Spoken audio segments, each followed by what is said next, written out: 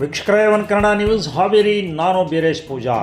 ವಾಣಿಜ್ಯ ನಗರಿ ರಾಣೆಬೆನ್ನೂರು ನಗರದಲ್ಲಿ ಕೆಲವು ಖಾಸಗಿ ವಿದ್ಯಾಸಂಸ್ಥೆಗಳು ಫೀ ಹೆಸರಿನಲ್ಲಿ ಡೊನೇಷನ್ ಸುಲಿಗೆ ಮಾಡುತ್ತಿದೆ ಎಂದು ರೈತ ಸಂಘಟನೆ ಜೊತೆಯಲ್ಲಿ ಹಲವಾರು ಸಂಘಟನೆಯ ಮುಖ್ಯಸ್ಥರು ಆಕ್ರೋಶ ವ್ಯಕ್ತಪಡಿಸಿದ್ದಾರೆ.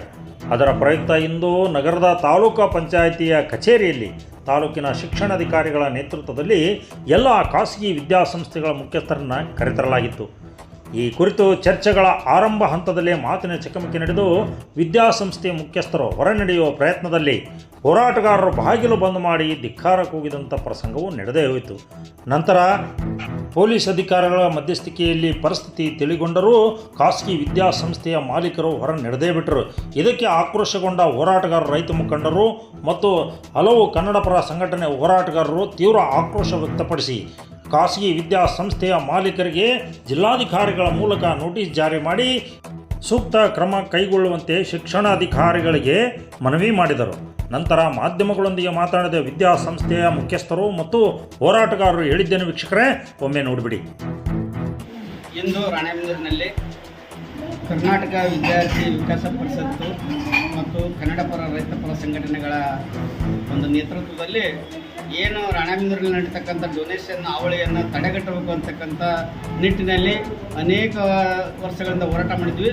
ಇಂದು ಮಾನ್ಯ BO ಮಾನ್ಯ ತಹಸೀಲ್ದಾರರ ಅಧ್ಯಕ್ಷತೆಯಲ್ಲಿ ರಾಣೆಬೆನ್ನೂರಿನ ತಾಲೂಕು ಪಂಚಾಯತಿಯಲ್ಲಿ ಶಿಕ್ಷಣ ಸಂಸ್ಥೆಯ ಮುಖ್ಯಸ್ಥರ ಮತ್ತು ಹೋರಾಟಗಾರರ ಸಭೆಯನ್ನು ಕರೆದಿದ್ದರು. ಇವತ್ತು ಭಾಳಷ್ಟು ಅರ್ಥಪೂರ್ಣವಾದ ಕಾರ್ಯಕ್ರಮ. ಈ ಸಭೆಯಲ್ಲಿ ಏನು ಬಡವರ ರಕ್ತವನ್ನು ಇರತಕ್ಕಂಥ ಅತಿ ಹೆಚ್ಚಿನ ಡೊನೇಷನ್ ಆಕರಣೆ ಮಾಡ್ತಕ್ಕಂಥ ಕೆಲವು ಸಂಸ್ಥೆಗಳು ಇನ್ನು ನಮ್ಮ ಬಣ್ಣ ಬಯಲಿಗೆ ಆಕತಿ ಅಂತಕ್ಕಂಥ ದೃಷ್ಟಿಯಿಂದ ಸಭೆಯಿಂದ ಓಡಿ ಹೋದರು.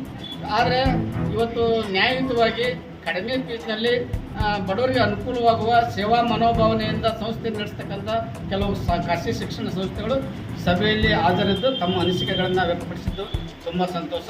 ಪಲಾಯನಗೈದಂಥ ಶಿಕ್ಷಣ ಸಂಸ್ಥೆಯ ವಿರುದ್ಧ ಕಠಿಣ ಕಾನೂನು ಕ್ರಮ ಜರುಗಿಸಬೇಕು, ಅವರಿಗೆ ನೋಟಿಸ್ ಜಾರಿ ಮಾಡಬೇಕು.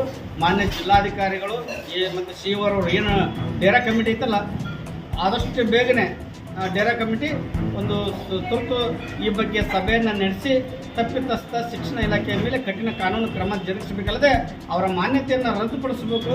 ಈ ಹೋರಾಟ ಅಲ್ಲಿವರೆಗೆ ನಿಲ್ಲೋದಿಲ್ಲ ಅಂತಕ್ಕಂಥ ಎಚ್ಚರಿಕೆ ಮಾತನ್ನು ಈ ಸಂದರ್ಭದಲ್ಲಿ ಹೇಳಲಿಕ್ಕೆ ಇಚ್ಛೆಪಡ್ತೀನಿ. ಒಂದು ಏನು ಡೊನೇಷನ್ ಹೆಚ್ಚಿಗೆ ತೊಗೊಂತೀರಿ ಅಂತೇಳಿ ಇವತ್ತೇನು ಒಂದು ರವೀಂದ್ರ ಪಾಟೀಲ್ ನೇತೃತ್ವದಲ್ಲಿ ಒಂದು ಕರೆಯನ್ನು ಕೊಟ್ಟಿದ್ದರು. ಅದಕ್ಕಾಗಲೇ ತಾಲೂಕಾ ಆಡಳಿತ ಕ್ಷೇತ್ರ ಶಿಕ್ಷಣಾಧಿಕಾರಿಗಳು ಏನು ಇವತ್ತು ಒಂದು ಅಧಿಕೃತವಾಗಿ ತಹಸೀಲ್ದಾರ್ ಅಧ್ಯಕ್ಷತೆಯಲ್ಲಿ ಒಂದು ಸಭೆಯನ್ನು ಕರೆದಿದ್ದರು. ಈ ಸಭೆಗೆ ಎಲ್ಲ 84 ಶಿಕ್ಷಣ ಸಂಸ್ಥೆಗಳ ಅಧ್ಯಕ್ಷರಿಗೆ ನೋಟಿಸನ್ನು ಜಾರಿ ಮಾಡಿದರು. ಸುಮಾರು 60 ಶಿಕ್ಷಣ ಸಂಸ್ಥೆಗಳು ಅಂದಾಜು ಬಂದಿದ್ದರು ಅಲ್ಲಿಗೆ ಸಭೆಯಲ್ಲಿ ಬಂದು ಹೊತ್ನ್ಯಾಗ ಒಂದು 20 ಶಿಕ್ಷಣ ಸಂಸ್ಥೆಗಳ ಚೇರ್ಮನ್ರು ಕುತ್ಕೊಂಡಿದ್ರು. ಇನ್ನುಳಿದ ಪದಾಧಿಕಾರಿಗಳು ಒಂದು ಆರಂಭದಲ್ಲಿಯೇ ಒಂದು ಅಪಸ್ವರ ತಗೊಂಡು ಎದ್ದು ಗಲಾಟೆ ಮಾಡಿ ಹೋದಂಥದ್ದು ಖಂಡನೀಯ. ಇವತ್ತು ಅದಕ್ಕೆ ಉತ್ತರ ಕೊಡಲಾರ್ದ ಅವ್ರು ಪಲಾಯನಗಿದ್ದಾರೆ. ಅದಕ್ಕೆ ಇದು ಖಂಡಿಸ್ತೇವೆ ನಾವು. ಏನೋ ಇವತ್ತು ಸೋಮವಾರ ಎಲ್ಲ ಖಾಸಗಿ ಶಿಕ್ಷಣ ಇವತ್ತು ಒಂದು ಮೀಟಿಂಗ್ ಅಂತ ಕರೆದ್ರೆ ಏನಂದ್ರೆ ಶುಲ್ಕ ಏನಂದ್ರೆ ಡೊನೇಷನ್ ಬಿಟ್ಟು ಫೀಸಿನ ಮುಖಾಂತರ ಏನು ಹೆಚ್ಚಿನ ಹಣ ತಗೋತಿದ್ದಲ್ಲ ಅದರ ಸಂಬಂಧ ಇವತ್ತು BO ಅವರಿಗೆ ಮನವಿ ಕೊಟ್ಟಾಗ ಇವತ್ತು ಸೋಮವಾರ ಮೀಟಿಂಗ್ ಕರೆದಿತ್ತು ತಾಲೂಕು ಪಂಚಾಯತಿ ಒಳಗೆ. ಅಲ್ಲಿ ಎಲ್ಲ ಒಂದು ಮಾಲಕರು ಬಂದು ನೀವು 3 ಪ್ರಶ್ನೆ ಕೇಳಿದ್ರು. ನೀವು ಯಾವ ಮಾನದಂಡದ ಮೇಲೆ ಇಷ್ಟು ಫೀಸ್ ಮಾಡ್ತೀರಿ ಅಂತಂದು ಅವಾಗ ಅವರು ಆ ಮಾನದಂಡ ಅಂತ ಯಾವಾಗಂದ್ರೆ ಇನ್ನು ನಾವು ಸಿಗಬಿಡ್ತವೆ ಅಂತಂದು ಒಂದು ನೆಪ ಮಾಡ್ಕೊಂಡು ಹೊರಗೆ ಹೋದರು. ಜಿಲ್ಲಾ ಆಡಳಿತ ಈ ವಾರದಾಗ ಒಂದು ಮೀಟಿಂಗ್ ಕರೀಲಿಲ್ಲ ಅಂದರೆ ನಾವು ರಾಣೆಬೆನ್ನೂರು ಬಂದ್ವಿ. ಅನೇಕ ರೀತಿಯಾದಂಥ ಹೋರಾಟಗಳನ್ನು ಮಾಡಿ ಮಾನ್ಯ ಕ್ಷೇತ್ರ ಶಿಕ್ಷಣಾಧಿಕಾರಿಗಳಿಗೆ ನಾವು ಮನವಿಯನ್ನು ಸಲ್ಲಿಕೆ ಮಾಡಿದ್ವಿ. ಆ ಒಂದು ಸಲ್ಲಿಕೆಯ ಹಿನ್ನೆಲೆಯಲ್ಲಿ ಇವತ್ತು ರಾಣೆಬೆನ್ನೂರು ತಾಲೂಕಿನಾದ್ಯಂತ ಕಾರ್ಯನಿರ್ವಹಣೆ ಮಾಡುವಂತಹ ಸುಮಾರು 84ಕ್ಕೂ ಹೆಚ್ಚು ಖಾಸಗಿ ಶಿಕ್ಷಣ ಸಂಸ್ಥೆಗಳಿಗೆ ನೋಟಿಸ್ ಜಾರಿ ಮಾಡಿ ಆ ಸಂಸ್ಥೆಗಳ ಅಧ್ಯಕ್ಷರನ್ನು ಇವತ್ತು ರಾಣೆಬೆನ್ನೂರು ತಾಲೂಕು ಪಂಚಾಯತ್ ಆವರಣಕ್ಕೆ ಇವತ್ತು ಕರೆಸಿ ಒಂದು ಸಾರ್ವಜನಿಕ ಸಭೆಯನ್ನು ಮಾಡಿದರು. ಸಭೆಯ ಪ್ರಾರಂಭದಲ್ಲಿ ಒಂದು ಏನು ಮಕ್ಕಳಿಗೆ ಡೊನೇಷನನ್ನು ಕಟ್ಟಿ ಸಾಕದಂಥ ಸಾರ್ವಜನಿಕರು ಕೇಳಿದ ಕೆಲವು ಪ್ರಶ್ನೆಗಳಿಗೆ ಬೆಂಡಾಗಿ ಇವತ್ತು ಖಾಸಗಿ ಶಿಕ್ಷಣ ಸಂಸ್ಥೆಗಳು ಸಭೆಯಿಂದ ಓಡಿ ಹೋದಂಥ ಪ್ರಸಂಗಗಳು ಇವತ್ತು ನಡೆದು ಇನ್ನು ಕೆಲವು ಶಿಕ್ಷಣ ಸಂಸ್ಥೆಗಳು ನಾವು 1ನೇ ಕ್ಲಾಸಿಂದ 10ನೇ ತರಗತಿವರೆಗೆ 8,000 ತಗೊಳ್ತೀವಿ, 12,000 ತಗೊಳ್ತೀವಿ, 13,000 ತಗೊಳ್ತೀವಿ, 15,000 ತಗೊಳ್ತೀವಿ ಅಂತೇಳಿ ಒಂದು ಅಧಿಕೃತ ಪತ್ರದ ಮುಖಾಂತರ ಇವತ್ತು ಮಾಹಿತಿಯನ್ನು ಬಹಿರಂಗಪಡಿಸಿದ್ರು. ಆ ಒಂದು ಶಿಕ್ಷಣ ಸಂಸ್ಥೆಗಳು ಪಡೆಯುವಂತಹ ಒಂದು ಡೊನೇಷನ್ನು ಸಾರ್ವಜನಿಕರಿಗೂ ಮತ್ತು ಸಂಘಟನೆಗಳಿಗೂ ಒಂದು ಒಳ್ಳೆಯ ವಿಚಾರ ಎನ್ನುವಂಥ ಸತ್ಯ ಸಂಗತಿ ಇವತ್ತು ತಿಳಿಯಿತು. ಆದ್ರೆ ಇವತ್ತು ಕೆಲವೊಂದು ರಾಣೇಬೆನ್ನೂರು ನಗರದಲ್ಲಿ ಪ್ರತಿಷ್ಠಿತ ಖಾಸಗಿ ಶಿಕ್ಷಣ ಸಂಸ್ಥೆಗಳಂತೆ ಗುರುತಿಸಿಕೊಂಡಿದ್ದವು. ಅವರು ಇವತ್ತು ಈ ಒಂದು ಸಭೆಯಿಂದ ದೂರ ಹೋಗಿ ಮಾನ್ಯ ತಹಸೀಲ್ದಾರ್ ಅವರಿಗೂ ಮತ್ತು ಕ್ಷೇತ್ರ ಶಿಕ್ಷಣಾಧಿಕಾರಿಗಳಿಗೂ ಒಂದು ಅಪಮಾನ ಮಾಡಿದ್ದಾರೆ.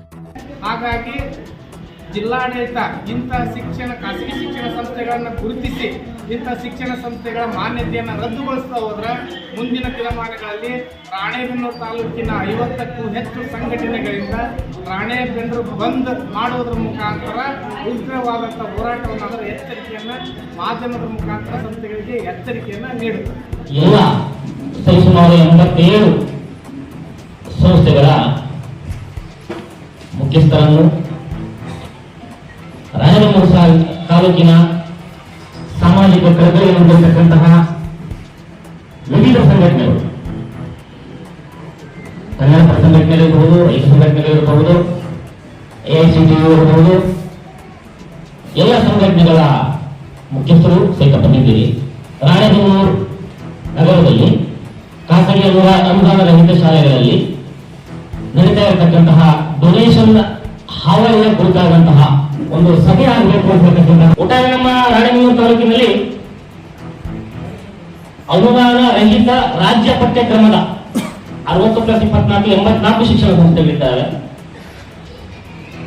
ಅನುದಾನಿತ ಶಿಕ್ಷಣ ಸಂಸ್ಥೆಗಳು 38 ಪ್ರೌಢಶಾಲೆ ಹಾಗೂ 18 ಪ್ರಾಥಮಿಕ ಶಾಲೆ ಸೇರಿ 38, 48, 8, 56 ಅನುದಾನಿತ ಶಾಲೆಗಳು ಉಳಿತಾ ಇದ್ದಾವೆ.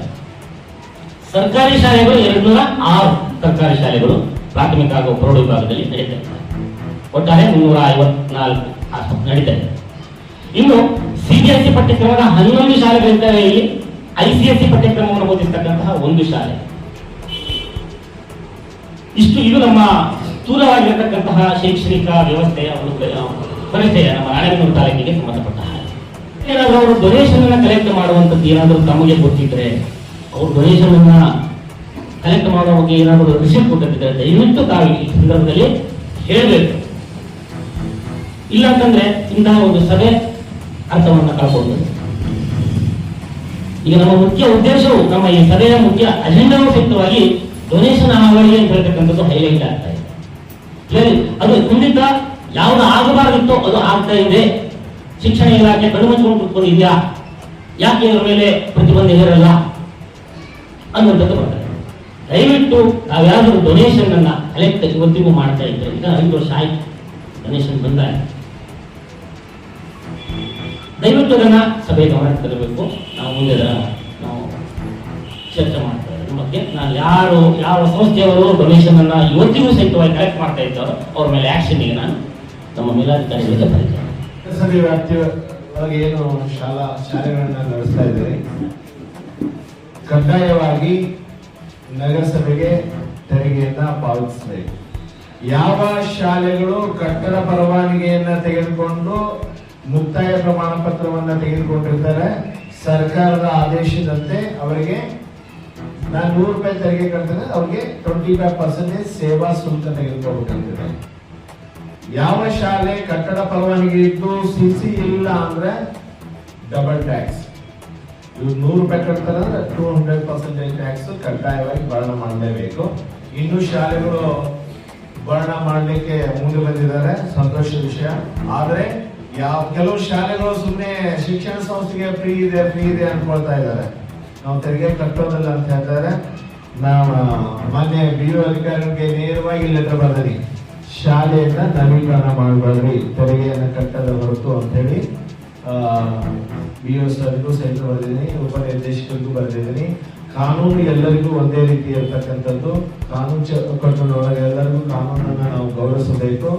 ಅದಕ್ಕಾಗಿ ಇನ್ನುಳಿದಂತೆ ಎಲ್ಲ ಶಾಲಾ ಮುಖ್ಯಸ್ಥರು ನಿಯಮಾನುಸಾರವಾಗಿ ಯಾರು ಸೇವಾ ಶುಲ್ಕ ಬರ್ತದ ಸೇವಾ ಶುಲ್ಕವನ್ನ ಪಾವತಿ ಮಾಡಿ, ಯಾರಿಗೆ ಕಟ್ಟಡ ಪರವಾನಗಿ ಇದ್ದು ಮುಕ್ತಾಯ ಪ್ರಮಾಣ ಪತ್ರ ತಂದು ಹಾಜರುಪಡಿಸಿದ್ರೆ ಅಂತವರಿಗೆ 25% ಸೇವಾ ಶುಲ್ಕವನ್ನು ತುಂಬಲಿಕ್ಕೆ ಅವಕಾಶ ಇದೆ. ಅದಕ್ಕಾಗಿ ಯಾರು ಇಲ್ಲಿವರೆಗೂ ಬಳಕೆ ಮಾಡಿಲ್ಲ, ದಯಮಾಡಿ ಶಿಕ್ಷಣ ಸಂಸ್ಥೆಯ ಮುಖ್ಯಸ್ಥರು ಕಡ್ಡಾಯವಾಗಿ ಸೇವಾ ಶುಲ್ಕ ಹಾಗೂ ತೆರಿಗೆಯನ್ನ ಕಡ್ಡಾಯವಾಗಿ ಬಳಕೆ ಮಾಡಬೇಕು. ನಾನು ಹೇಳೋದಿಷ್ಟ, ಯಾಕಂದರೆ ಇವತ್ತು ನಾವು ಮಾತುಕತೆ ಆದರೂ ಅವ್ರಿಗೆ ಏನು ಅವ್ರಿಗೆ ಪ್ರಶ್ನೆಗಳಿದ್ದು ಅವ್ರಿಗೇನು ಸವಾಲಿದ್ದು ಅದಕ್ಕೆ ನಾವು ಸವಿಸ್ತರವಾಗಿ ವಿವರಗಳು ಕೊಡಕ್ಕೆ ಬಂದಿದ್ವಿ.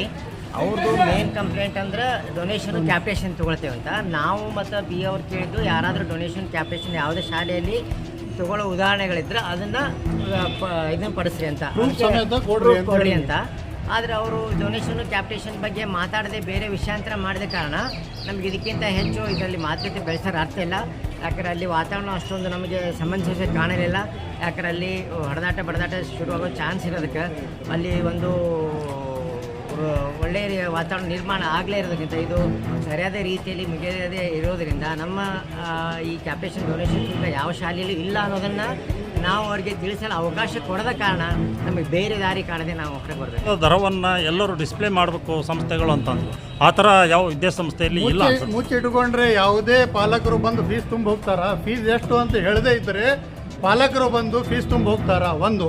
ಎರಡನೇದು, ಡೊನೇಷನ್ ಯಾವುದೇ ಸ್ಕೂಲ್ ತೊಗೊಂಡಿದ್ರೆ ಅದರ ಬಗ್ಗೆ BEO ಅಥವಾ DDPI ಕಡೆ ಕಂಪ್ಲೇಂಟ್ ಕೊಡೋ ಅಧಿಕಾರ ಸಾಮಾನ್ಯ ವ್ಯಕ್ತಿಗೂ ಇದೆ, ಪಾಲಕರಿಗೂ ಇದೆ. ಅದನ್ನು ಅವ್ರು ಮಾಡಬೇಕು. ಅದನ್ನು ಬಿಟ್ಟು ಯಾವುದೇ ಹೋರಾಟಗಾರರಿಗೆ ಬಂದು ನಾವು ಬಂದು ಕೆಲವೊಂದು ಕೇಳ್ತಕ್ಕಂಥ ಪ್ರಶ್ನೆಗಳಿಗೆ ಉತ್ತರ ಕೊಡ್ಲಿಕ್ಕೆ ಬಂದಾಗೂ ಸಹ ಅವ್ರ ಪರವಾಗಿ ಒಬ್ಬರಿಗೆ ಮಾತಾಡಲಿಕ್ಕೆ ಹೇಳಿದಾಗ ಸಹ ಅವರನ್ನು ಬಿಟ್ಟು ಉಳಿದವರೆಲ್ಲ ಯಾವುದೇ ಒಂದು ಬಿಗುವಿನ ವಾತಾವರಣ ಇರೋದ್ರಿಂದ ಇದು ಸಮಾಧಾನ ದೃಷ್ಟಿಯಿಂದ ನಾವು ಮಾತಾಡಬೇಕಂತೇಳಿ ಬಂದಿದ್ವಿ. ಯಾಕಂದ್ರೆ ವಿ ಆರ್ ಎಜುಕೇಟರ್ಸ್, ನಾವು ಶಿಕ್ಷಣ ಸಂಸ್ಥೆಗಳ ಒಂದು ಪ್ರಮುಖರು. ನಾವೇನಿದ್ರು ವಿದ್ಯೆ ಬುದ್ಧಿ ಸಮಾಧಾನದಿಂದ ಮಾತಾಡುವಂಥದ್ದನ್ನು ನಾವು ಕಲಿಸ್ಬೇಕು. ಇಲ್ಲಿ ಬಿಗುವಿನ ವಾತಾವರಣ ಇರೋದ್ರಿಂದ ಬಾಗಿಲ ಹಾಕಿದ್ರು ನಮಗೆ. ಇವ್ರು ಯಾರು ನಮಗೆ ಬಾಗಿಲ ಹಾಕಿ ಡೋರ್ ಲಾಕ್ ಮಾಡಲಿಕ್ಕೆ ಇವ್ರು ಯಾರು? ಅದಕ್ಕೆ ನಾವು ಇಲ್ಲಿ ಇನ್ನೊಮ್ಮೆ ಅಧಿಕಾರಿಗಳು, ನಮ್ಮ ಶಿಕ್ಷಣದ ಇಲಾಖೆ ಅಧಿಕಾರಿಗಳು ಕರೆದಾಗ ಮತ್ತೆ ಬಂದದಕ್ಕೆ ಅವ್ರು ಏನು ಪ್ರಶ್ನೆ ಕೇಳ್ತಾರೋ ಎಲ್ಲದಕ್ಕೂ ಸಮಂಜಸವಾದ ಉತ್ತರ ಕೊಡ್ಲಿಕ್ಕೆ ನಾವು ತಯಾರಿದ್ದೀವಿ. ಪ್ಲೇ ಮಾಡಬೇಕು ಡೊನೇಷನ್ ಫೀಸ್ಗಳನ್ನು. ಯಾರು ಫೀಸ್ ಮುಚ್ಚಿಡೋದಾಗ್ತದೆ ಸರ್? ಯಾವುದೇ ಪಾಲಕರು ಫಸ್ಟ್ ಬಂದಾಗ ಏನು ಕೇಳ್ತಾರ? ನಿಮ್ಮ ಕಾಲೇಜ್ ನಿಮ್ಮ ಫೀಸ್, ಯಾಕಂದ್ರೆ ಆಲ್ರೆಡಿ ಅವರಿಗೆ ಶಾಲೆ ಬಗ್ಗೆ ಅವರು ಮಾಹಿತಿ ತಗೊಂಡು ನಮ್ಮ ಸ್ಕೂಲಿಗೆ ಬಂದಿರ್ತಾರೆ. ಯಾರು ಡೈರೆಕ್ಟ್ ಬರಲ್ಲ. ಅವ್ರು ಶಾಲೆಗೆ ಕೇಳೋದ್ ಜೊತೆ ಫಸ್ಟ್ ಕೇಳೋದು ಫೀಸು. ಫೀಸ್ ಹೇಳಾರ್ದಾಗ ಅನ್ನಕ್ಕೆ ಅಡ್ಮಿಷನ್ ಮಾಡಿಸ್ತಾರೆ. ಫೀಸ್ ನಾವು ಹೇಳಲೇಬೇಕಲ್ಲ. ಆಮೇಲೆ ಇಲ್ಲಿವರೆಗೂ ಏನಿದೆ, ಎಷ್ಟೋ ಕೆಲವೊಂದು ಪಾಲಕರು ಈಗ ನೋಡ್ರಿ 1200 ಅಥವಾ 1000 ಒಂದು ಮಂಥನಗಳ ಮಕ್ಕಳನ್ನು ನಾವು ಕಲಿಸ್ತೇವೆ ಅಂದಾಗ ಯಾರ್ದು ಪರಿಸ್ಥಿತಿ ಯಾವಾಗೂ ಹಾಗೆ ಇರ್ತೈತಿ ಅಂತಲ್ಲ. ಯಾರೋ ಹಾಸ್ಪಿಟಲೈಸ್ ಆಗ್ತಾರೆ, ಯಾರೋ ಆಕ್ಸಿಡೆಂಟ್ ಆಗ್ತಾರೆ, ಏನೋ ಒಂದು ಮನೆ ಪರಿಸ್ಥಿತಿ ಸರಿ ಇರೋದಿಲ್ಲ. ಯಾವ ಶಾಲೆಯ ಬಗ್ಗೆ ಕಂಪ್ಲೇಂಟ್ ಬಂದಿದೆ ಅವರಿಗೆ, ಇವರು ಫೀಸ್ ತೊಗೊಂಡೇ ಮುಂದೆ ಅವ್ರಿಗೆ ಎಕ್ಸಾಮ್ ಬರ್ಸ್ಯಾರ ಅಂತ ಅನ್ನುವಂಥದ್ದು ಯಾವುದಾದ್ರೂ ಬಂದಿದ್ರೆ DDPI BEO ಹೋಗಿ ಅವ್ರು ಕಂಪ್ಲೇಂಟ್ ಮಾಡಬೇಕು.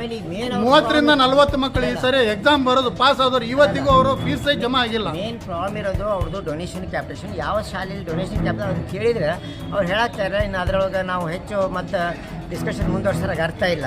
ಯಾಕಂದರೆ ಬೆಂಗಳೂರು ಅಂತವರು ಲಕ್ಷಾನುಗಟ್ಟಲೆ 20, 15, 20, 25 ಲಕ್ಷ ರೂಪಾಯಿ ತೊಗೊಂಡು ಇಂಥ ನಾವು ಕೊಡೋ ಗುಣಮಟ್ಟದ ಶಿಕ್ಷಣ ಕೊಡ್ತಾ ಇದ್ದಾರೆ. ನಾವು ಅಷ್ಟೆಲ್ಲ ಇನ್ವೆಸ್ಟ್ ಮಾಡಿ ಪೂರ್ತಿ ಮೈ ಮೇಲೆ ಹಾಕ್ಕೊಂಡು ಇಷ್ಟೆಲ್ಲ ಕಷ್ಟಪಟ್ಟು ಆ ಜನ ಶಿಕ್ಷಣ ಗುಣಮಟ್ಟಗಳನ್ನ ಶಿಕ್ಷಣ ಕೊಡೋದು ಅವ್ರು ನಮಗೆ ಪ್ರಶಂಸೆ ಮಾಡೋದು ಬಿಟ್ಟು ಕ್ವಶನ್ ಮಾಡ್ತಾರೆ ಅಂದರೆ ಭಾಳ ಬೇಜಾರು. ಯಾಕಂದರೆ ರಾಣೆಬೆನ್ನೂರು ಶಿಕ್ಷಣನ ಮೇಲೆ ಎತ್ತಕ್ಕೆ ನಾವು ಪ್ರಯತ್ನ ಮಾಡ್ತೀವಿ. ಈಗ 3-4 ವರ್ಷದಲ್ಲಿ ಶಿಕ್ಷಣ ಯಾವ ರೀತಿ ಮುಡ್ತಾ ಇದೆ ಅನ್ನೋದು ನಿಮಗೆಲ್ಲ ಗೊತ್ತಿದೆ. ಅಂಥ ಹೊತ್ತಾಗಿ ಈ ರೀತಿ ಒಂದು ನಮಗೆ ಪ್ರಶ್ನೆ ಮಾಡ್ತಾರೆ ಅಂದರೆ ನಮಗೂ ಸ್ವಲ್ಪ ಈ ಶಿಕ್ಷಣ ಮಟ್ಟನ ಹೆಚ್ಚು ಮಾಡೋಕ್ಕೆ ಒಂದು ರೀತಿಯ ಉತ್ಸಾಹಕ್ಕೆ ತಣ್ಣೀರು ಹಚ್ಚೋದು ಅಂತ ಆಗ್ತದೆ ಅಂತ ನಮ್ಮ ಅನಿಸಿಕೆ. ಈ ಧಾರವಾಡ, ಉಡುಪಿ, ದಾವಣಗೆರೆ, ಬೆಂಗಳೂರು ಅಂತೇಳಿ ಹೋಗ್ತಿದ್ರು. ಇವತ್ತು ಅವ್ರು ಈಕ್ವಲ್ ಆಗಿ ನಾವು ಸಂಸ್ಥೆಗಳನ್ನು ರಾಣೆಬೆನ್ನೂರು ತಾಲೂಕಲ್ಲಿ ನಡೆಸ್ತಾ ಇದ್ವಿ. ಅದೇ ಮಿನಿಮಮ್ ಫೀಸಲ್ಲಿ ಯಾರು ಇವತ್ತೆಲ್ಲ ಕಾಂಪಿಟೇಷನ್ ಇದೆ. ಅದರಲ್ಲಿ 6ರಿಂದ 7 ಸ್ಕೂಲ್ಗಳು ಈ ವರ್ಷ ಮುಚ್ಚಿದಾವೆ. ಅದ್ರ ಬಗ್ಗೆನೂ ಗಮನ ಹರಿಸ್ರಿ. ಆ ಶಿಕ್ಷಕರು ಏನು ಮಾಡಬೇಕು? ಇವತ್ತು ಒಂದು ಟೀಚರ್ಸಿಗೆ ಪಗಾರ ಸರಿಯಾಗಿ ಕೊಟ್ಟರೆ ಅಷ್ಟೇ ಅವ್ರು ಇರ್ತಾರೆ, ಇಲ್ಲಾಂದ್ರೆ ಅವ್ರು ಯಾಕೆ ಇರ್ತಾರೆ? ಇನ್ನೊಂದ್ಸರ ರಾಣೆಬೆನ್ನೂರು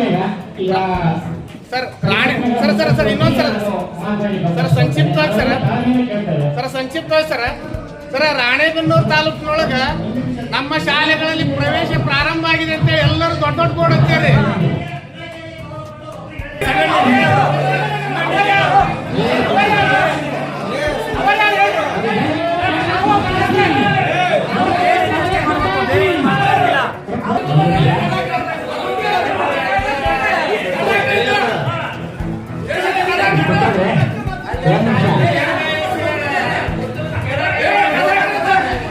ಅಲ್ಲ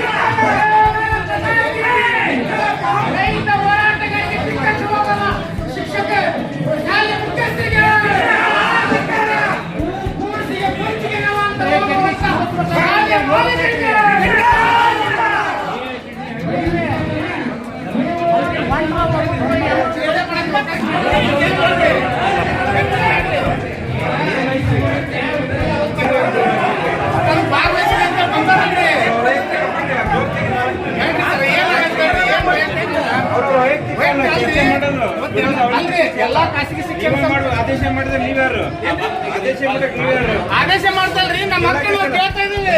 ಚರ್ಚೆ ಮಾಡೇ ಹೋಗ್ರಿ ಅಂತ ಹೇಳಕತ್ತೀರಲ್ಲ ನೀವು. ಚರ್ಚೆ ಮಾಡಕ್ ಬಂದಿರಲ್ರಿ ಈಗ. ಹೋಗಿ ಕರೀರಿ ಎಲ್ಲರನ್ನು, ಕರೀರಿ ಕರೀರಿ, ಯಾರು ಬರ್ರಿಪ್ಪ ಚರ್ಚೆ ಮಾಡ್ರಿ ಅಂತ. ಅಲ್ರಿ ಪಲಾಯನ ಮಾಡಿದ್ರೆ ಏನ್ ಬಂತ್ರಿ? ಅವ್ರಿಗೆ ಜವಾಬ್ದಾರಿಯಿಂದ ತಪ್ಪಿಸ್ಕೊಳ್ಳ ಅಂತಂದ್ರಿ ಇದು.